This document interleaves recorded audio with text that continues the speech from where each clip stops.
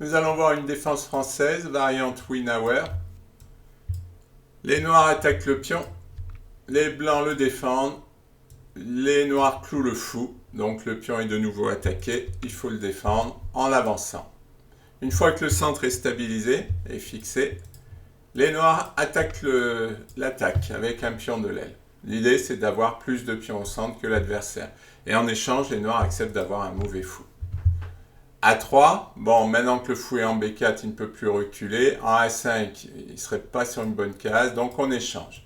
Maintenant, le jeu pour les noirs, c'est sur la colonne C et d'attaquer le centre.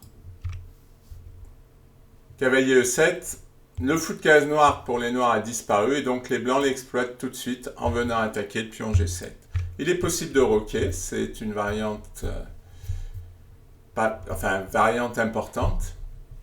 Mais les noirs décident de jouer la variante la plus aiguë qui est Dame C7 avec l'idée d'attaquer sur la colonne C et sur le centre. Ils sacrifient deux pions mais ils vont en récupérer un. Tour G8 qui attaque la dame et protège la tour et la dame prend en H7.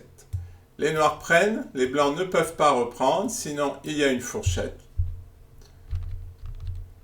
Donc ils jouent cavalier E2 à la fois pour attaquer sur D4 et pour protéger le pion. Cavalier C6 pour protéger le pion et pour attaquer celui-ci. Et les blancs ne peuvent toujours pas prendre en D4 à cause de cavalier prend et de la fourchette qui suit, toujours la même.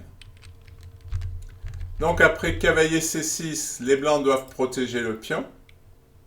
Fou D7 pour faire le grand roc. Dame D3 pour se débarrasser de cette tension sur le centre là, qui est quand même embêtante. Pion prend, cavalier prend. Les blancs menacent cavalier B5 et cavalier D6, qui est très ennuyeux, donc on va jouer à 6. Tour B1 pour attaquer le futur grand roc. Cavalier A5, les noirs s'apprêtent à venir ici pour avoir une position très dynamique. Ils activent leur pièce.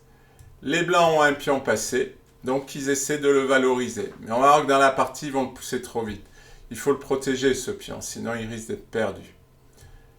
Les noirs poursuivent leur valorisation de leur pièce, c'est-à-dire ils activent leur pièce. Tour H3. L'idée est également de protéger par ici et puis d'activer la tour si besoin est. Cavalier F5.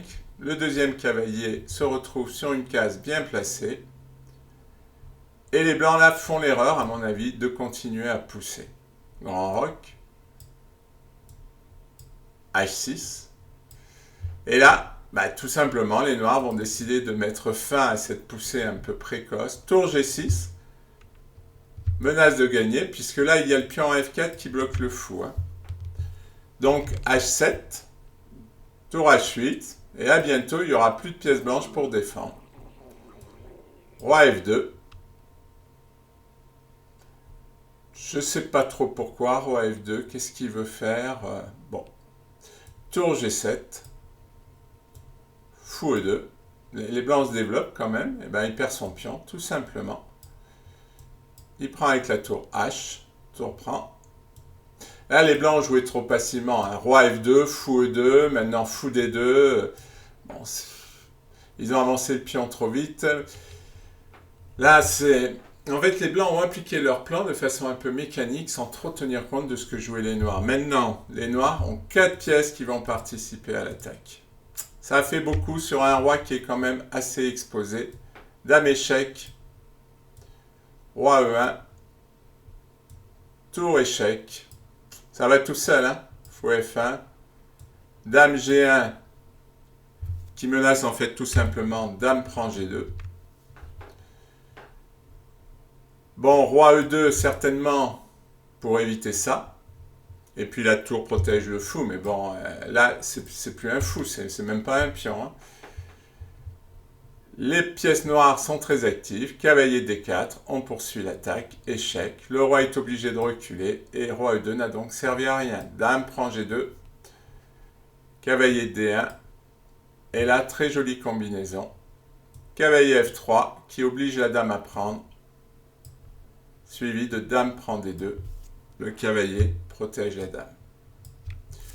Voilà, on a vu cette variante de la défense française que les noirs ont très bien joué. Ça peut être intéressant à jouer pour ceux qui aiment jouer très actif, très dynamique. Bon, les blancs peuvent mieux jouer, mais c'est vrai que dans cette variante, on voit quand même que jeu noir est facile, alors que pour les blancs, c'est plus difficile à jouer. Il faudrait bien connaître les idées avec les blancs pour pouvoir essayer d'avoir l'avantage que les blancs doivent avoir dans l'ouverture.